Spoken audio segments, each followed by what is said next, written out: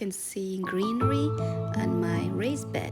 I love walking around to look around, enjoy it as much as I can while I can.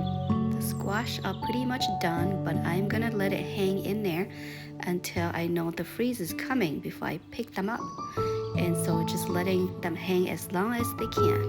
The chayote's bed still producing, as well as the bitter melon bed. It's still producing as well. The zucchini plants on the ground are pretty much at the end of its life cycle. Bottle gourd plants are the one that start the earliest, as well as hanging in there the longest to the end.